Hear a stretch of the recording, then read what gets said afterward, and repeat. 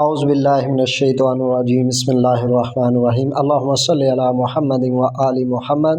آج کی ویڈیو میں ہم شیخ اکبر کا ایک بہت ہی خاص اور مجرب وظیفہ اللہ تعالیٰ کا قرب حاصل کرنے کے لیے آپ کی خدمت میں شیئر کریں گے۔ حضرت سیدنا شیخ عبد القادر جیلانی محبوب سبحانی رحمۃ اللہ تعالیٰ علیہ کا پہلے ہم تھوڑا سا تعارف ذکر کرتے ہیں، اب آپ کی شان تھوڑی سی بیان کرتے ہیں۔ رسول اللہ صلی اللہ علیہ وآلہ وسلم نے کے زمانے کو اگر 3 حصوں میں تقسیم کیا جائے تو زمانے کے 3 صاحب زماں ہوئے ہیں۔ پہلا جو صاحب زماں ہوا ہے وہ مولا امام حسن علیہ السلام ہوئے ہیں۔ دوسرے صاحب زماں حضرت سیدنا شیخ عبد القادر جیلانی محبوب سبحانی رحمۃ اللہ تعالیٰ علیہ ہوئے ہیں، اور تیسرے صاحب زماں جو ہوں گے وہ مولا امام مہدی علیہ السلام ہوں گے۔ اب جو صاحب زماں ہوتا ہے نا، وہ زماں و مکان کی قید سے آزاد ہوتا ہے۔ سمجھ لیں جو روحانیت ہے، جو اللہ تعالیٰ کی تجلیات ہیں، ان کا وہ منبع ہوتا ہے۔ اللہ تعالیٰ سے نور اور تجلیات رسول اللہ صلی اللہ علیہ وآلہ وسلم ریسیو کر رہے ہیں، اور آپ سے مولا علی علیہ السلام، اور مولا علی علیہ السلام سے پھر جو 3 صاحب زماں ہیں ان پہ پھر جو وقت کا صاحب زماں ہوگا، یعنی رسول اللہ صلی اللہ علیہ وآلہ وسلم کے بعد مولا امام حسن علیہ السلام ہوئے، اور مولا امام حسن علیہ السلام کے بعد آپ ہی کی اولاد میں حضرت سیدنا شیخ عبد القادر جیلانی محبوب سبحانی صاحب زماں ہوئے۔ آپ قطب اکبر ہیں، یعنی روحانیت اور اللہ تعالیٰ کی تجلیات جو قلب برداشت کر سکتا ہے نا، وہ صاحب زماں قطب اکبر کا قلب برداشت کر سکتا ہے، جن کے اوپر ڈائریکٹ تجلیات کا نزول ہوتا ہے۔ رسول اللہ پھر اللہ تعالیٰ سے تجلیات ریسیو فرماتے ہیں، آگے پھر مولا علی علیہ السلام، آگے پھر جو وقت کا صاحب زماں ہوتا ہے، وقت کا قطب اکبر ہوتا ہے، وہ ریسیو کرتا ہے۔ اس سے آگے پھر تمام کائنات کو آگے روحانیات اور اللہ تعالیٰ کی تجلیات کا نزول آگے پھر منتقل کیے جاتے ہیں، آگے پھر نظام تکوینی معاملات آگے شروع ہو جاتے ہیں، پھر آگے رجال الغیب ہیں، پھر قطب ہیں، غوث ہیں، ابدال ہیں، پھر آگے جس طرح ڈیوٹیاں لگی ہوئی ہیں۔ یعنی جو صاحب زماں ہوتا ہے نا، وہ وقت کا قطب اکبر ہوتا ہے۔ وہ زمین کے سارے معاملات، جو ساری ڈیوٹیاں ہوتی ہیں نا، وہ ہر وقت رسول اللہ صلی اللہ علیہ وآلہ وسلم کی مجلس میں حاضر ہوتا ہے۔ اگر کسی کو ولایت دینا ہو، کسی سے ولایت چھیننا ہو، کسی کو روحانیت منتقل کرنی ہو، وہ تمام تر معاملات، زمین پہ روزی رزق، زمین پہ آنے والی بیماریاں، حادثات، جو بڑے بڑے سمجھ لیں کہ زلزلے فسادات ہوتے ہیں، وہ انہی کی پھر تجلیات نکلتی ہیں، ممید کی تجلیات ان سے نکلتی ہیں، تو پھر وہاں پہ اموات ہوتی ہیں۔ اگر کہیں پہ فراوانی ہے، رزق ہے، تو ان سے ہی قطب اکبر سے ہی غنی کی تجلیات نکلتی ہیں، تو وہاں پہ پھر اللہ تعالیٰ کی رحمت کا، رزق کی فراوانی کا نزول ہوتا ہے۔ یعنی سارے معاملات پھر قطب اکبر کے ہاتھ میں دے دیے جاتے ہیں۔ ان کی اجازت اور ان کی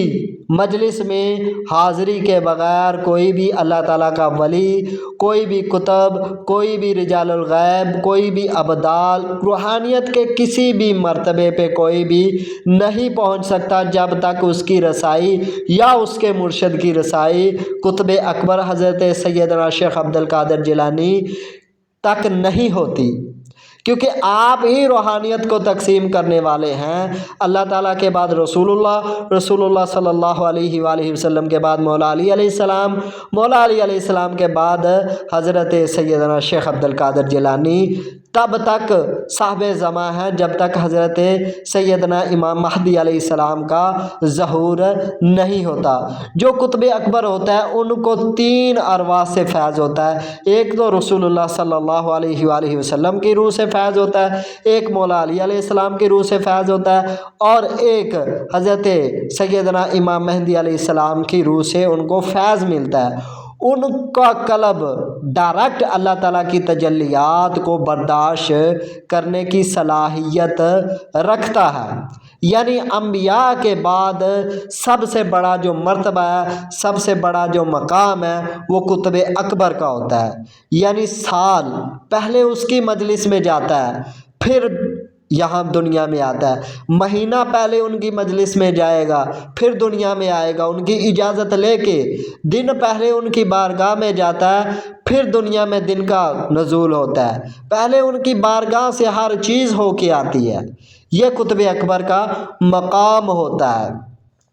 تو آج ہم جو وظیفہ آپ کی خدمت میں لے کے آئے ہیں وہ حضرت سیدنا شیخ عبد القادر جیلانی محبوب سبحانی کا بہت ہی مجرب المجرب وظیفہ ہے۔ یہ سمجھ لیں کہ سب سے طاقتور ترین جو کہہ لیں کہ حصار ہے، شیاطین کی موت ہے، یہ حصار بھی اگر آپ اس کو اپنے ورد میں شامل کر لیں گے تو میرے خیال میں آپ کو کسی بھی عمل کی، کسی بھی چیز کی اور ضرورت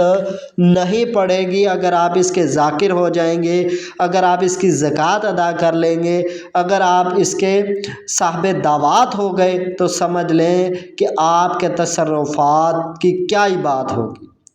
یہ ہے سورہ حشر کی آخری آیتیں۔ هو اللہ الذی لا الہ الا هو عالم الغیب والشہادۃ هو الرحمن الرحیم هو اللہ الذی لا الہ الا هو الملک القدوس السلام المؤمن المہیمن العزیز الجبار المتکبر سبحان اللہ عما یشرکون هو اللہ الخالق البارئ المصور له الاسماء الحسنى یسبح له ما فی السماوات والارض وهو العزیز الحکیم۔ یہ جو بھی روحانیت میں ترقی کرنا چاہتا ہے، تصوف میں چاہتا ہے کہ میری منازلیں آگے بڑھے، تو وہ ان اذکار کو کم از کم 41 دفعہ اپنے معمول میں لازمی شامل کرے۔ اس کا جو صاحب دعوات ہو جاتا ہے، جو اس کا ذاکر ہوتا ہے نا، وہ جہاں پہ یا جسی گاؤں میں، جس شہر میں چلا جاتا ہے، شیاطین جنات جو جادوگر ہیں، کالے جادو کے اعمال کرتے ہیں، ان کا جادو بند ہو جاتا ہے، وہ وہاں سے نکل جاتے ہیں۔ میں بھی جب عملیات میں آیا تھا تو ہمارے استاد محترم نے بھی مجھے سب سے پہلے 360 مرتبہ 40 دن تک اس کا چلہ کروایا تھا۔ یہ جو سورہ حشر کی آخری آیتیں، ان کا چلہ کروایا تھا تاکہ تمہاری روحانیات کھل جائے، تمہاری باطنی نگاہ کھل جائے، تمہارے قلب کی آنکھیں کھل جائے، روشن ہو جائے، تمہارا باطن کشادہ ہو جائے۔ یعنی باطن کے معاملات، اس میں جو اللہ تعالیٰ کا اسم آتا ہے نا، عالم الغیب، یعنی غیب کا جاننے والا، غیب کا علم رکھنے والا، اللہ تعالیٰ کی اس صفات کا نزول انسان کے اوپر ہونا شروع ہو جاتا ہے۔ جو بندہ عالم الغیب کا ذکر کرتا ہے اس کو باقاعدہ کشف ہونا شروع ہو جاتا ہے، اس کی باطنی نگاہ کھل جاتی ہے، آنے والے معاملات کا اس کو مشاہدہ، الہام، اس کے اگر کوئی معاملات، کوئی بڑا حادثہ ہونے والا ہے تو اس کے دل میں اللہ تعالیٰ وہ بات ڈال دیتے ہیں کہ یہ اگر تو وہاں پہ جائے گا، اگر تو یہ کام کرے گا تو اس سے تجھے نقصان ہوگا، وہاں جائے گا تو تجھے حادثہ ہو سکتا ہے، تو وہ اس سے محفوظ رہے گا۔ اور جو اس میں اللہ تعالیٰ کے اسم ہے مالک القدوس، قدوس جو ہے نا وہ دل کی گندگی کو دھوتا ہے، ہمارے دل کے اوپر جو شیطانی جالے ہیں نا ان کو صاف کرتا ہے۔ قدوس دل کی پاکی کے لیے بہت ہی کمال کا اسم ہے۔ اللہ تعالیٰ کا اسم جو ہے نا قدوس، وہ سمجھ لیں کہ ہدایت کے لیے بھی اور دل کی پاکی کے لیے بھی، گناہوں سے دور ہونے کے لیے بھی بہت ہی کمال کا اسم ہے۔ اور آگے جو اللہ تعالیٰ کی اسم ہے سلام، جتنی بھی روحانی وہ جسمانی بیماریاں ہیں ان کے لیے سمجھ لیں کہ لاجواب، ڈپریشن، انزائٹی، جسمانی امراض، ان کے لیے سمجھ لیں لاجواب عمل ہے۔ اگر آپ یا سلام و اکیلا ہی پڑھنا شروع کر دیں تو اللہ تعالیٰ آپ کی زبان سے شفا کے چشمے جاری فرما دیں گے۔ اگر آپ کسی کو 10 مرتبہ 11 مرتبہ یا سلام پڑھ کے پھونک مار دیں گے تو اللہ تعالیٰ اس کی بیماری سے اس کو شفا یابی عطا فرما دیں گے۔ اور اس میں جو اللہ تعالیٰ کے کم از کم 21 اسم الہی صفاتی کا ذکر، اور اللہ تعالیٰ کا ذاتی جو اسم ہے وہ بھی اس میں شامل ہو گیا۔ ہو اللہ، یعنی وہ ذات اللہ،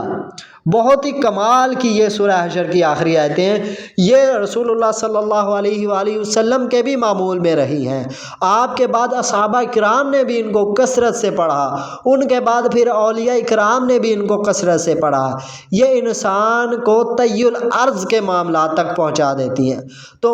آپ ان کو کم از کم 41 دفعہ اپنے معمول میں شامل کریں تو انشاءاللہ تعالی دین و دنیا کی تمام حاجتیں بھی پوری ہوں گی، روحانیت میں بھی آپ ترقی کریں گے، اللہ تعالیٰ کا قرب بھی حاصل ہوگا اور تسخیر بھی ہوگی۔ الرحمن جو ہے نا وہ تسخیر کے لیے بڑا کمال کا ہے، یعنی اللہ تعالیٰ کی مخلوق آپ کے اوپر مہربان ہو جائے گی۔ تو یہ عمل آپ اپنے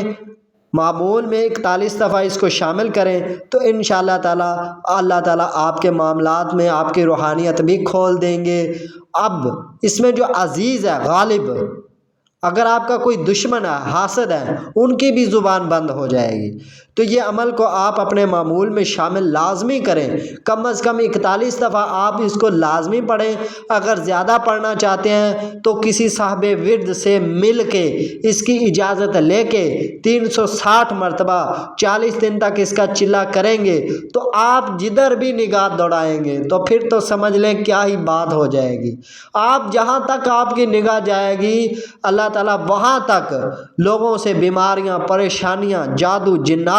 ختم فرما دیں گے، کیونکہ آپ کی نگاہ میں وہ تاثیر پیدا ہو جائے گی۔ وہ معاملات آپ کے سماوات والارض یعنی زمین و آسمان بھی آپ کے تصرفات ہو جائیں گے۔ تو اس کو اپنے ورد میں لازمی شامل کریں۔